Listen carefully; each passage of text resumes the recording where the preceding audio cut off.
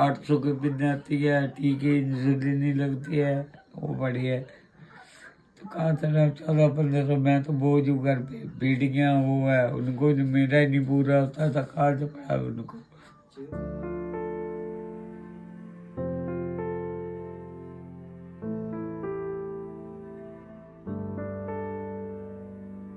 Sir मैं कहना तो नहीं चाहता, लेकिन आ परिवार दा मुखिया अपने वास्ते बिस्तर पर पे या तो इलाज मंग रहा या कहता मैनू खत्म कर दो, कानू मेरे पर पैसे वेस्ट कर दे, मेरे बच्चे बच जाएंगे।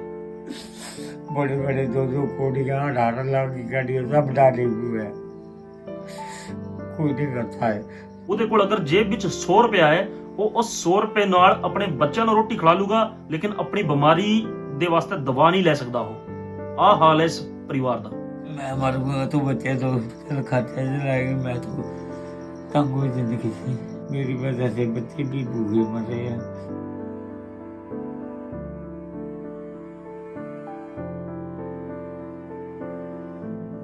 ਇਸ ਟੱਬਰ ਨੂੰ ਸੰਭਾਲਣ ਵਾਲਾ ਕੋਈ ਨਹੀਂ ਹੈ। ਸਿਰਫ ਇਸ ਕਰਕੇ ਇਹਨਾਂ ਨੂੰ ਕੋਈ ਯੋਜਨਾ ਨਹੀਂ ਮਿਲ ਰਹੀ ਕਿਉਂਕਿ ਇਹਨਾਂ ਦੀ ਜੋ ਵਾਈਫ ਹੈ ਉਹ ਆਂਗਨਵਾੜੀ ਵਿੱਚ ਹੈ, ਉਹਨਾਂ ਨੂੰ ਮਹੀਨੇ ਦਾ 4000 ਕੁਝ ਰੁਪਇਆ ਆਂਦਾ ਹੈ।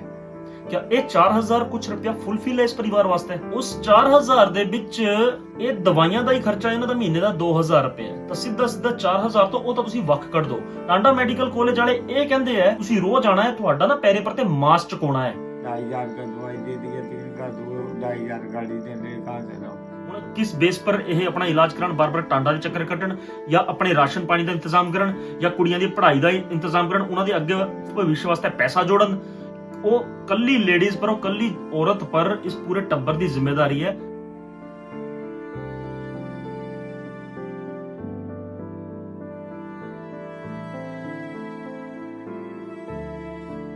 मैं किसी सरकार पर उंगली नहीं चकना चाहता, लेकिन ਤੁਹਾਡੀ ਸਾਰਿਆਂ ਦੀ ਬਣਾਈ ਯੋਜਨਾ ਹੈ, ਕਿਉਂ ਨਹੀਂ ਗਰੀਬ ਆਦਮੀ ਉਹਦੇ ਵਿੱਚ ਫਿੱਟ ਬੈਠਦਾ? ਕਿਉਂ ਨਹੀਂ ਗਰੀਬ ਆਦਮੀ ਦੀ ਜੋ ਬਹੁਤ ਹੀ ਜ਼ਿਆਦਾ ਐਮਰਜੈਂਸੀ ਫਸੇ ਹੋਏ ਵਿਚਾਰੇ ਬਿਸਤਰੇ ਨਾਲ ਲੱਗੇ ਹੋਏ, ਉਹਨਾਂ ਦੀ ਸੂਧ ਲਈ ਜਾਂਦੀ? ਕੱਲ ਨੂੰ ਅਗਰ ਰੱਬ ਨਾ ਕਰੇ ਇਸ ਬੰਦੇ ਨਾਲ ਕੁਝ ਹੋ ਜਾਵੇ, ਤੇ ਮੈਨੂੰ ਇੱਕ ਗੱਲ ਸਮਝਾਓ ਤੁਸੀਂ, ਉਹ 4000 ਦੇ ਉੱਪਰ ਡਿਪੈਂਡ ਉਹ ਬੱਚੀਆਂ ਆਪਣਾ ਫਿਊਚਰ ਬਣਾ ਲੂਗੀਆਂ?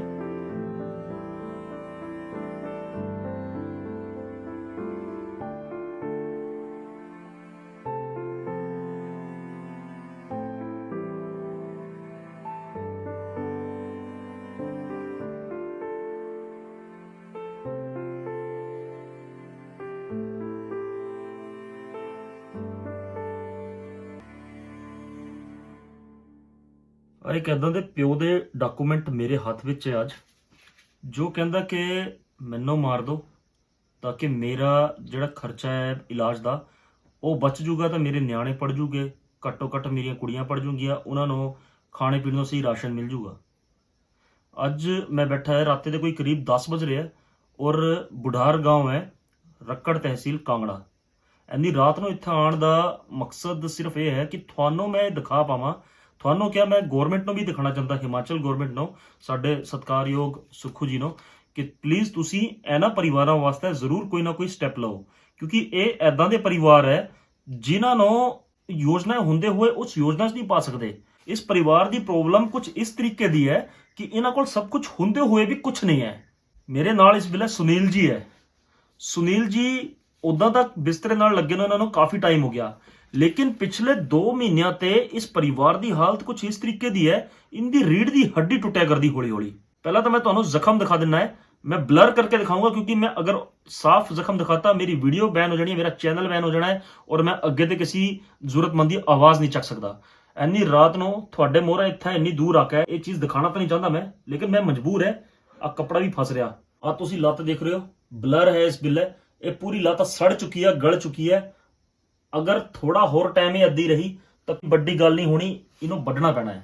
मैं ਤੁਹਾਨੂੰ ਰਿਕੁਐਸਟ ਕਰ ਰਿਹਾ ਕਿ ਮੇਰੀ ਇਹ ਵੀਡੀਓ ਜਿਹੜੀ ਹੈ ਉਹ ਜ਼ਰੂਰ ਗਵਰਨਮੈਂਟ ਤੱਕ ਜ਼ਰੂਰ ਪਹੁੰਚਾ ਦਿਓ। ਸਰ ਇਹ ਜਿਹੜਾ ਪਰਿਵਾਰ ਹੈ ਇਹ ਬੁਢਾਰ ਗਾਂव ਵਿੱਚ ਰਹਿੰਦਾ ਹੈ, ਔਰ ਇਸ ਪਰਿਵਾਰ ਦੇ ਮੁਖੀਆ ਸੁਨੀਲ ਜੀ ਕਮਾਨ ਵਾਲੇ ਥੇ, ਜੋ ਕਿ ਕਾਫੀ ਟਾਈਮ ਤੇ ਬਿਸਤਰ ਪਰ ਹੈ। ਹੁਣ ਇਹਨਾਂ ਨੂੰ ਕੋਈ ਸਰਕਾਰੀ ਯੋਜਨਾ ਕਿਉਂ ਨਹੀਂ ਮਿਲ ਸਕਦੀ, ਮੈਂ ਉਹ ਦੱਸ ਦਿੰਨਾ ਹੈ।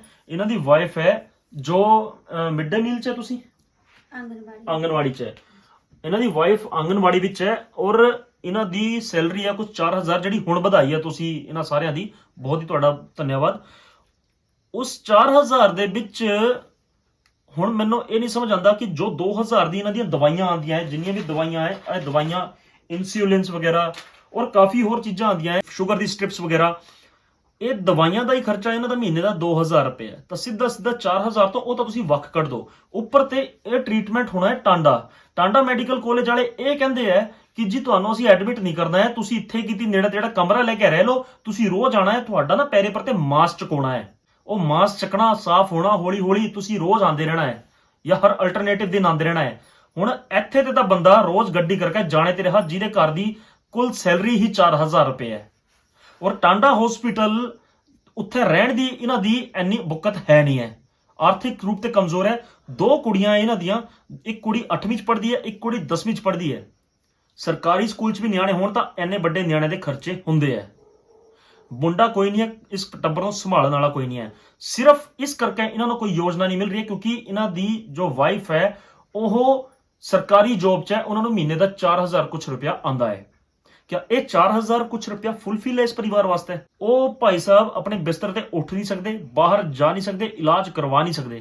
आओ बंदे है जिन्हां दे घर खाने तक दे दाने नहीं हुंदे है, हुण किस बेस पर यह अपना इलाज करान, बार बार टांडा दे चक्कर कट्टण या अपने राशन पानी का इंतजाम करन या कुड़ियां दी पढ़ाई का इंतजाम करन, उन्हां दे अगे भविष्य वास्ते पैसा जोड़न। ਉਹ ਕੱਲੀ ਲੇਡੀਜ਼ ਪਰ, ਉਹ ਕੱਲੀ ਔਰਤ ਪਰ ਇਸ ਪੂਰੇ ਟੱਬਰ ਦੀ ਜ਼ਿੰਮੇਵਾਰੀ ਹੈ। ਨਾ ਉਹ ਆਪਣੇ ਪਤੀ ਨੂੰ ਲੈ ਕੇ ਜਾ ਸਕਦੀ ਕਿਉਂਕਿ ਉਹਨੇ ਨੌਕਰੀ ਕਰਨੀ ਹੈ, ਨਾ ਉਹ ਆਪਣਾ ਪੂਰਾ ਧਿਆਨ ਨਿਆਣਿਆਂ 'ਚ ਲਗਾ ਸਕਦੀ ਕਿਉਂਕਿ ਉਹਨਾਂ ਨੌਕਰੀ ਪਰ ਜਾਣਾ ਹੈ। ਔਰ ਇਸ ਤਰੀਕੇ ਦੀ ਸਮੈਲ ਆ ਰਹੀ ਹੈ, ਮੈਨੂੰ ਇਹ ਨਹੀਂ ਸਮਝਦਾ ਇਹ ਇੱਕੋ ਹੀ ਕਮਰਾ ਹੈ ਇਹਨਾਂ ਕੋਲ, ਇਹ ਇੱਕ ਕਮਰੇ ਵਿੱਚ ਇਹ ਨਿਆਣੇ ਕਿੱਦਾਂ ਟਾਈਮ ਗੁਜ਼ਾਰਿਆ ਕਰਦੇ, ਉਹ ਖੁਦ ਉਹ ਬੰਦਾ ਕਿੱਦਾਂ ਸੜ ਕੇ ਜਾਇਆ ਕਰਦਾ। ਇਹਨਾਂ ਪੇਸ਼ੈਂਟਾਂ ਨੂੰ ਸਰ ਸਪੈਸ਼ਲ ਟ੍ਰੀਟਮੈਂਟ ਦੀ ਜ਼ਰੂਰਤ ਹੈ, ਸਪੈਸ਼ਲ ਯੋਜਨਾਵਾਂ ਦੀ ਜ਼ਰੂਰਤ ਹੈ। ਤੁਹਾਡੀ ਇਹ ਯੋਜਨਾ ਕੰਮ ਨਹੀਂ ਕਰ ਰਹੀ ਹੈ। ਇਹ ਸਾਫ਼-ਸਾਫ਼ ਪ੍ਰਾਵਧਾਨ ਹੈ ਤੁਹਾਡੇ ਹਿਮਕੇਅਰ ਵਿੱਚ ਕਿ ਜਦ ਤੱਕ ਬਿਲਸ ਪੁੱਟ ਅਪ ਨਹੀਂ ਹੋਣੇ ਤਦ ਤੱਕ ਰਿਵਰਸਮੈਂਟ ਨਹੀਂ ਆਣਾ ਹੈ।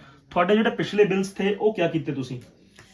ਮੰਤਰੀ ਤੱਕ ਪੇਸ਼ ਕੀਤੇ, ਉਹਨਾਂ ਬੋਲਿਆ ਇੰਨਾ ਪੈਸਾ ਨਹੀਂ ਪਾਸ ਹੁੰਦਾ, ਸ਼ੂਗਰ ਪ੍ਰੋਬਲਮ ਹੈ, ਤਾਂ ਪੇਸ਼ ਕੀਤਾ, ਬੰਦਾ ਚੱਕ ਕੇ ਲੈ ਕੇ ਗਏ, ਵਾਪਸ ਕਰ ਦਿਏ ਉਹਨਾਂ ਨੇ, ਉਹ ਬਿੱਲ ਵਾਪਸ ਕਰਤੇ ਜੀ। ਸਰ ਜਿਸ ਘਰ ਦੀ ਮਹੀਨੇ ਦੀ ਤਨਖਾਹ ਹੀ 4000 ਰੁਪਏ ਹੋਵੇ ਉਸ ਘਰ ਦੇ ਵਾਸਤੇ ਇਹ ਦੇਖ ਲਓ ਤੁਸੀਂ 4 ਰੁਪਏ ਦੀ ਬਹੁਤ ਵੱਡੀ ਗੱਲ ਹੈ। ਆਯੁਸ਼ਮਾਨ ਕਾਰਡ 'ਚ ਇਹਨਾਂ ਦਾ ਨਾਮ ਹੈ ਨਹੀਂ ਹੈ, ਹਿਮਕੇਅਰ ਕਾਰਡ ਇਹਨਾਂ ਪਰ ਚੱਲ ਨਹੀਂ ਸਕਦਾ। ਮੈਨੂੰ ਇਹ ਨਹੀਂ ਸਮਝ ਆਉਂਦਾ ਕਿ ਐਦਾਂ ਦੀ ਯੋਜਨਾ ਫਿਰ ਸਰਕਾਰ ਬਣਾਉਂਦੀ ਕਾਹਨੂੰ ਹੈ। ਔਰ ਸੁਨੀਲ ਜੀ ਵਰਗੇ ਪੇਸ਼ੈਂਟਸ ਕਿੱਥੇ ਜਾਣ? ਸਾਡੇ ਬੜੇ ਤੁਹਾਡੇ ਮੈਨੀਫੈਸਟੋ ਹੈ ਸਰ, ਬਹੁਤ ਵਧੀਆ ਗੱਲ ਹੈ, ਤੁਸੀਂ ਆਪਣੇ ਵਾਅਦੇ ਹੌਲੀ ਹੌਲੀ ਪੂਰੇ ਵੀ ਕਰ ਰਹੇ ਹੋ। ਮੈਂ ਕਿਸੇ ਸਰਕਾਰ ਪਰ ਉਂਗਲੀ ਨਹੀਂ ਚੱਕਣਾ ਚਾਹੁੰਦਾ, ਲੇਕਿਨ ਤੁਹਾਡੀ ਸਾਰਿਆਂ ਦੀ ਬਣਾਈ ਯੋਜਨਾ ਹੈ, ਕਿਉਂ ਨਹੀਂ ਗਰੀਬ ਆਦਮੀ ਉਹਦੇ ਵਿੱਚ ਫਿੱਟ ਬੈਠਦਾ? ਕਿਉਂ ਨਹੀਂ ਗਰੀਬ ਆਦਮੀ ਦੀ ਜੋ ਬਹੁਤ ਹੀ ਜ਼ਿਆਦਾ ਐਮਰਜੈਂਸੀ ਫਸੇ ਹੋਏ ਵਿਚਾਰੇ ਬਿਸਤਰੇ ਨਾਲ ਲੱਗੇ ਹੋਏ ਉਹਨਾਂ ਦੀ ਸੂਧ ਲਈ ਜਾਂਦੀ? ਇਹ ਬਹੁਤ ਜ਼ਰੂਰੀ ਹੈ ਕਿ ਕਿਉਂਕਿ ਕੱਲ ਨੂੰ ਅਗਰ ਰੱਬ ਨਾ ਕਰੇ ਇਸ ਬੰਦੇ ਨਾਲ ਕੁਝ ਹੋ ਜਾਵੇ ਤੇ ਮੈਨੂੰ ਇੱਕ ਗੱਲ ਸਮਝਾਓ ਤੁਸੀਂ, ਉਹ 4000 ਦੇ ਉੱਪਰ ਡਿਪੈਂਡ ਉਹ ਬੱਚੀਆਂ ਆਪਣਾ ਫਿਊਚਰ ਬਣਾ ਲੂੰਗੀਆਂ, ਔਰ ਕੌਣ ਜ਼ਿੰਮੇਦਾਰ ਹੋਊਗਾ ਕੱਲ ਨੂੰ? ਉਹ ਬੱਚੀਆਂ ਵੀ ਅਗਰ ਪੜ੍ਹਾਈ ਤੇ ਵੰਚਿਤ ਹੋ ਗਈਆਂ ਜਾਂ ਸਹੀ ਉਹਨਾਂ ਨੂੰ ਪਾਲਣ ਪੋਸ਼ਣ ਨਹੀਂ ਮਿਲਿਆ ਔਰ ਕੱਲ ਨੂੰ ਉਹਨਾਂ ਦਾ ਕਿਸੇ ਨਾਲ ਐਦੀ ਤੋੜ ਦੇਣੀਆਂ ਕਿਉਂਕਿ ਗਰੀਬ ਘਰ ਤੇ ਹੈ, ਉੱਥੇ ਜਾ ਕੇ ਉਹਨਾਂ ਪਰ ਅਤਿਆਚਾਰ ਹੋਣੇ, ਉਹ ਉਹਨਾਂ ਨੂੰ ਆਪਣੇ ਹੱਕਾਂ ਦਾ ਨਹੀਂ ਪਤਾ ਹੋਣਾ, ਇਹਦੇ ਵਾਸਤੇ ਕੌਣ ਜ਼ਿੰਮੇਦਾਰ ਹੋਊਗਾ? ਦੇਖੋ ਗੱਲ ਬਹੁਤ ਛੋਟੀ ਜੀ ਲੱਗਦੀ ਹੈ ਸਾਨੂੰ, ਔਰ ਮੇਰੇ ਕਈ ਭੈਣ ਭਰਾ ਇਦਾਂ ਦੇ ਆ ਜਿਹੜੇ ਬੈਠੇ ਕਮੈਂਟਾਂ ਮਾਰਦੇ ਆ ਬੜੀਆਂ ਕਿ ਸਰਕਾਰ ਦੀ ਇਹ ਯੋਜਨਾ ਹੈ, ਉਹ ਯੋਜਨਾ ਹੈ, ਸਰਕਾਰ ਨੂੰ ਬੋਲੋ, ਫਲਾਣਾ ਬੋਲੋ।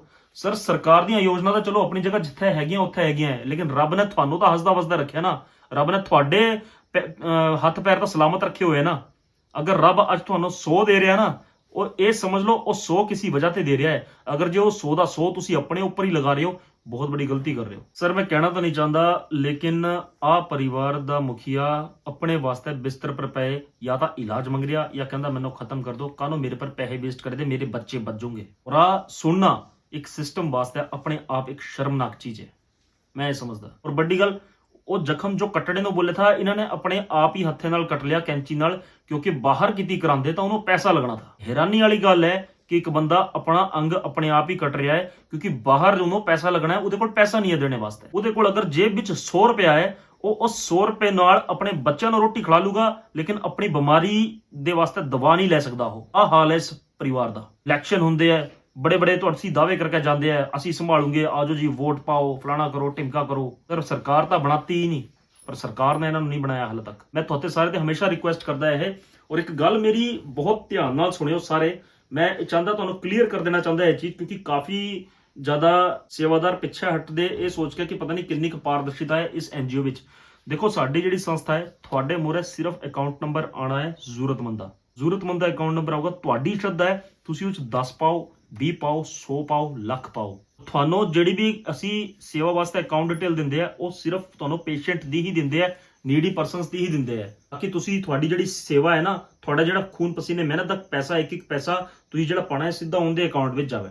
ਨਾ ਹੀ ਵਿੱਚ ਕੋਈ ਮੀਡੀਏਟਰ ਹੈ, ਨਾ ਹੀ ਵਿੱਚ ਕੋਈ ਥਰਡ ਪਾਰਟੀ है। और थाते ये भी रिक्वेस्ट है मेरी, क्योंकि काफी ज्यादा सोशल मीडिया पर मैं भी देखा है कि आजकल धंधा बना लिया लोगों ने, हर जगह कोई ना कोई पोस्ट चक्का पा देनी, बिना वेरीफाई किए केस पा देना, बिना कॉन्टैक्ट नंबर ते पा देना। मैं चाहता कि प्लीज अगर तुसी एक सब्जी दी रेहड़ी पर जाके ना 1 किलो प्याज वास्ते तुसी 5-5 रुपए पिछे मोल भाव करन लग पैंदे है। अगर तुसी किसी को सेवा पा रहे हो तो एक बार कॉन्टैक्ट नंबर दिता है, फोन करके वेरीफाई जरूर करिया करो, चाहे बेशक 5 रुपए क्यों ना पाने होवे सेवा च। और थोड़े कदी ਇਹ ਨਾ ਸੋਚੋ ਕਿ ਤੁਹਾਡੇ ਯਾਰ 5 ਰੁਪਏ ਘੱਟ ਹੈ, ਤੁਹਾਡੇ 10 ਰੁਪਏ ਘੱਟ ਹੈ, ਇਹਦੇ ਨਾਲ ਕੀ ਬਣਨਾ ਉਸ ਬੰਦੇ ਦਾ, ਮੈਂ ਕਾਹਨੂੰ ਪਾਵਾਂ। ਸਰ ਉਸ ਬੰਦੇ ਦਾ ਇਲਾਜ ਰੁਕਿਆ ਪਿਆ ਹੈ ਸਿਰਫ ਤੁਹਾਡੇ 5 ਰੁਪਏ ਕਰਕੇ। ਇਹ ਯਾਦ ਰੱਖੋ, ਰੱਬ ਨੇ ਤੁਹਾਨੂੰ ਅਗਰ 100 ਰੁਪਏ ਕਮਾਉਣ ਜੋਗਾ ਰੱਖਿਆ ਹੈ, ਇੱਕ 10 ਰੁਪਏ ਅਗਰ ਤੁਸੀਂ ਏਦਾਂ ਦੀ ਜਗ੍ਹਾ ਥਾਂ ਤੇ ਨਹੀਂ ਪਾ ਸਕਦੇ, ਉਹ ਕਮਾਈ ਤੇ ਮੈਂ ਉਹ ਸ਼ਬਦ ਨਹੀਂ ਬੋਲਣਾ ਚਾਹੁੰਦਾ। ਮੇਰੀ ਤੁਹਾਡੇ ਸਾਰੇ ਦੀ ਅਰਦਾਸ ਹੈ, ਰੱਬ ਤੁਹਾਨੂੰ ਹੱਸਦਾ ਵਸਦਾ ਰੱਖੇ। ਜਿਹੜੇ ਭੈਣ ਭਰਾ ਹਾਲੇ ਤੱਕ ਨਹੀਂ ਜੁੜੇ ਹੈ, ਤੁਹਾਨੂੰ ਸਿੱਧਾ ਸਾਫ਼ ਮੈਸੇਜ ਹੈ ਕਿ ਤੁਹਾਡੀ ਸੇਵਾ ਡਾਇਰੈਕਟ ਇਸ ਮਰੀਜ਼ ਤੱਕ ਪਹੁੰਚਣੀ ਹੈ। ਇਹਨਾਂ ਦਾ ਅਕਾਊਂਟ ਨੰਬਰ ਦਿੱਤਾ, ਇਹਨਾਂ ਦਾ ਫੋਨ ਨੰਬਰ ਦਿੱਤਾ, ਤੁਸੀਂ ਜਿੱਦਾਂ ਮਰਜ਼ੀ ਫੋਨ ਕਰੋ, ਵਿੱਚ ਕਿਸੇ ਤਰ੍ਹਾਂ ਦਾ ਕੋਈ ਮੀਡੀਏਟਰ ਨਹੀਂ ਹੈ। ਪਲੀਜ਼ ਇਸ ਫੈਮਿਲੀ ਨੂੰ ਤੁਹਾਡੀ ਬਹੁਤ ਨੀਡ ਹੈ। ਮੈਂ ਬਾਰ-ਬਾਰ ਇਸ ਗੱਲ ਪਰ ਤਾਂ ਹੀ ਜ਼ੋਰ ਪਾ ਰਿਹਾ ਕਿਉਂਕਿ ਮੈਨੂੰ ਸਮਝ ਨਹੀਂ ਆ ਰਿਹਾ ਕਿ ਮੈਂ ਕਿਸ ਤਰੀਕੇ ਨਾਲ ਤੁਹਾਨੂੰ ਇਸ ਟੱਬਰ ਵਾਸਤੇ ਮਨਾਵਾਂ। ਅਜੇ ਟੱਬਰ ਬਹੁਤ ਨੀਡੀ ਹੈ, ਬੰਦੇ ਦੀ ਆਤਮਾ ਤੱਕ ਰੋਇਆ ਕਰਦੀ, ਕਿਉਂਕਿ ਸਾਹਮਣੇ ਅਗਰ ਬੱਚੇ ਬੈਠੇ ਹੋਣ, ਉਹਨਾਂ ਨੂੰ ਆਪਣੀਆਂ ਉਹ ਨਹੀਂ ਇੱਛਾ ਪੂਰੀ ਕਰ ਸਕਦੇ ਢੰਗ ਨਾਲ, ਉਹਨਾਂ ਨੂੰ ਸਮਝ ਆ ਕੇ ਕਿ ਹੋਇਆ ਕੀ ਕਰਦਾ ਪਰਿਵਾਰ ਵਿੱਚ। ਪਰਿਵਾਰ 'ਚ ਇੱਕ ਬੰਦਾ ਬਿਸਤਰੇ ਨਾਲ ਲੱਗ ਜਾਵੇ, ਪੂਰਾ ਟੱਬਰ ਬਿਸਤਰੇ ਨਾਲ ਲੱਗ ਜਾਂਦਾ ਹੈ। ਅੱਜ ਉਹ ਹਾਲ ਹੈ ਇਸ ਪਰਿਵਾਰ ਦਾ। ਤੁਹਾਡੇ ਇੱਕ ਛੋਟੇ ਜਿਹੇ ਸਹਿਯੋਗ ਨਾਲ ਇਹ ਪਰਿਵਾਰ ਦੁਆਰਤੀਆਂ ਖੜਾ ਹੋ ਜਾਣਾ ਹੈ। बहुत ज्यादा रिक्वेस्ट मैं हमेशा करता आया तो सारे कि प्लीज देखो, एनी अगर रात को साडी टीम अगर दौड़ी हुई है, सोनू भरा अपना नाल आया हुआ है, रमन भरा अपना नाल आया है, बेचारा एनी दूरों आया हुआ है, 50 किलोमीटर दूरों इस वेले अपने टब्बर को छड़ के। हालांकि सवेर ते शाम तक अज दौड़े हुए थे, दिनों को अपनी नौकरियां करनियां होंदियां और शाम को जाकर किसी सेवा का टाइम मिलता है, वो भी इस करके आते क्योंकि असी भुगत भोगी है, खुद देखी हुई है चीज़ां। असीं चाहते कि पैसे करके कम से कम किसी की जान ना जाए। साह तो रब के हथ में है, साह रब अज ले लवे, कोई दिक्कत नहीं है, जे कढ़ने कढ़ लवे, लेकिन सिर्फ पैसे करके अगर वो साह टुटिया कर दे तो लख लां तो साडे उत्ते, क्योंकि पैसा तो असीं बनाया, साह रब ने बनाया, उहदे पर साडा जोर नहीं चलता, लेकिन पैसा असीं बनाया। और पैसे करके अगर एक इंसान तिल तिल मरदा होवे रोज, वो भी गल गल के जाया करदा, लख लां तो साडियां कमाईयां ते फिर जिस कमाई नाल असीं किसी दा सार नहीं सकदे, क्योंकि रब ने तुहानूं वो करन जोगा बनाया है जो इस पूरी ब्रह्मांड च है नहीं। तुहानूं इंसान बोलिया जांदा, अज एक इंसान पूरा टुटिया पिया। मैं समझ नहीं आ रहा मैं तुहानूं किस शब्दां नाल मनावा इस बंदे वास्ते, पर मैं चाहता कि प्लीज इस परिवार वास्ते, इस टब्बर वास्ते सामने जरूर आओ। एक थोड़ी नेक कमाई का कुछ अंश इस परिवार को, इन्हां बच्चियां नूं उन्हां दा प्यो दे सकदा है, इस परिवार को, इस घर को छत दे सकता है। मैं प्लीज रिक्वेस्ट करदा तुहाडे सारिआं दे कि जिहड़े भैण भरा सीधी सेवा पाना चाहते हैं, सीधा पुन कट्टना चाहते हैं, सीधे इन्हां दे अकाउंट डिटेल दी है, उह च पा सकते हैं। फोन करके पाओ, जरूर पुछ लियो, एक बारी थोड़ी अपनी वेरीफिकेशन हो जूगी, तुहानूं अपने दिल नूं तसल्ली मिल जूगी कि हाँ मेरी मेहनत का रुपया अज सही थां ते लग्या। रुपया पाण ते भी कतराओ ना, क्योंकि तुसीं कदी भी रब दे घर जांदे आ, उत्थे उहदे गुल्लक विच रुपया पाने ते नहीं कतरांदे, वो भी उस रब दे पांदे आ तुसीं जिन्हों पैसे की थोड़ नहीं, जिन्हों पैसे की लोड़ ही नहीं है, लेकिन अपनी श्रद्धा वास्ते तुसीं उत्थे भी 2 रुपए पा के आंदे आ।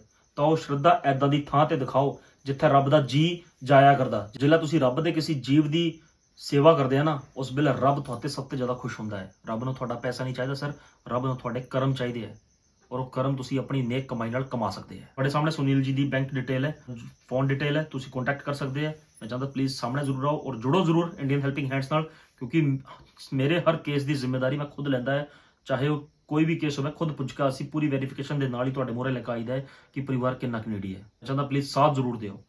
और एक गल मेरी हमेशा याद रखो, इंसानियत ते वड्डा कोई धर्म नहीं, सेवा ते वड्डा कोई कर्म नहीं। जय हिंद, जय हिमाचल।